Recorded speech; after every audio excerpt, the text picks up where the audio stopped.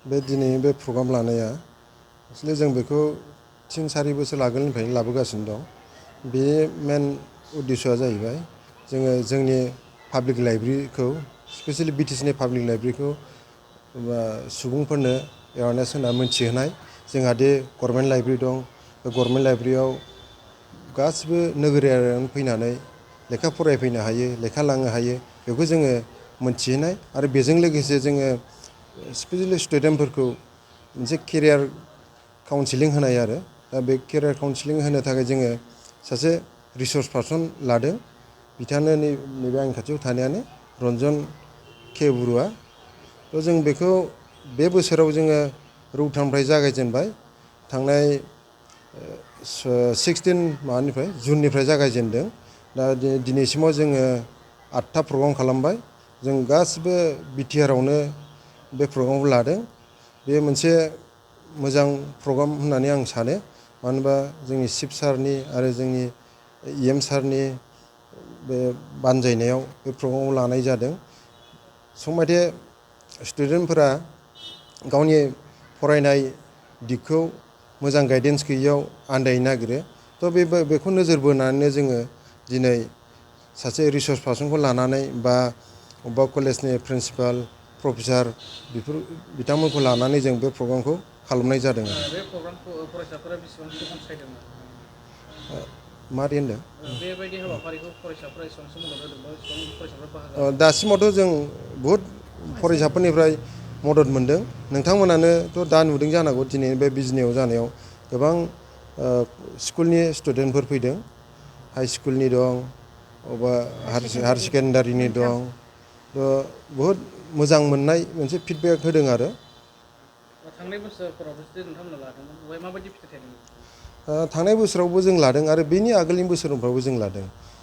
फिथाइखौ नायोबाथ' जों मोजांखौनो जों सानो आरो नोंथांमोनाबो खबर लानो हागोन। जों एकदम बिथुरा जायगायावबो बे प्रग्राम लानाय जादों। बिजनि ओनसोल होनोबा ओरै आमगुरियावबो जों मोनसे समाव लादों। ओरैहाय जोङो चिराङाव मोनसे एगजाम्पोल हिसाबै जोङो रुनिखाथायाव लादों आरो ओरै उदालगुरियाव जों रौता, बिदिनो गासिबो जों माबायाव एरियायाव बिटिआरनि गासिबो एरियायाव जों प्रग्रामखौ लानाय जादों। बेल' नङा, जोंनि ओरै लास्ट बुंनो थाङोबा जों थिपकायावबो लानाय जादों। बेबादि आरो।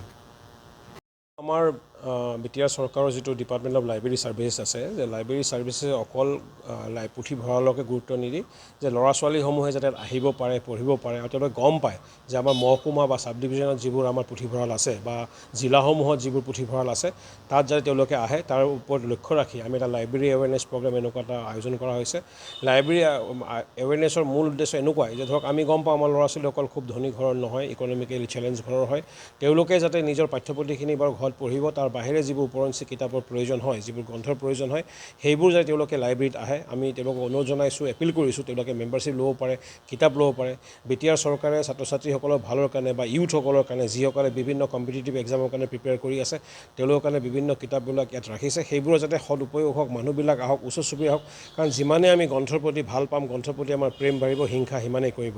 এইটো উদ্দেশ্য লৈ আমি লাইব্ৰেৰী এৱেৰনেছ, লগতে যিহেতু এইবোৰ সাধাৰণতে আমি দেখিছোঁ আমাৰ স্কুলৰ ল'ৰা ছোৱালী, তেওঁলোকে ভৱিষ্যতত গৈ কেনেধৰণে পঢ়া শুনা কৰিব পাৰে, কি বিষয় ল'ব পাৰে, কি পাঠ্যক্ৰম ল'ব পাৰে, এই ওপৰত লক্ষ্য ৰাখি আমি এটা সচেতনতামূলক আৰু তেওঁলোকক এটা এটা বিশেষ আইডিয়া দিবৰ কাৰণে এনেকুৱা এটা প্ৰগ্ৰেম আমি হাতত লৈছোঁ।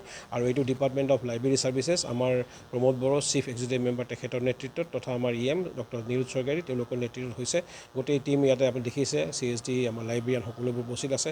ময়ো কেৰিয়াৰ এক্সপাৰ্ট কথাখিনি যিমানখিনি পাইছোঁ কৈছোঁ। আৰু ভাল লাগিছে, ছাত্ৰ ছাত্ৰীসকলে খুব ভাল পাইছে, ফূৰ্তিও কৰিছে। গৰমৰ দিন হয় আৰু যিসকল স্কুলৰ পৰা আহিছে, মই প্ৰত্যেক ছাত্ৰ ছাত্ৰীক ধন্যবাদ জনাইছোঁ। প্ৰত্যেক শিক্ষয়িত্ৰী যিসকল আহিছে ধন্যবাদ জনাইছোঁ। তেওঁলোকৰ স্কুলৰ যিবোৰ হেড অফ দ্য ইনষ্টিটিউশ্যন তেওঁলোকক ধন্যবাদ জনাইছোঁ যে তেওঁলোকে আমাৰ যিটো আমি তেওঁলোকক এপিল কৰিছিলোঁ, তেওঁলোকে আমাক সঁহাৰি জনাইছে আৰু ছাত্ৰ ছাত্ৰীসকলে আজি ধুনীয়াকৈ আহি ভালদৰে অংশগ্ৰহণ কৰিছে।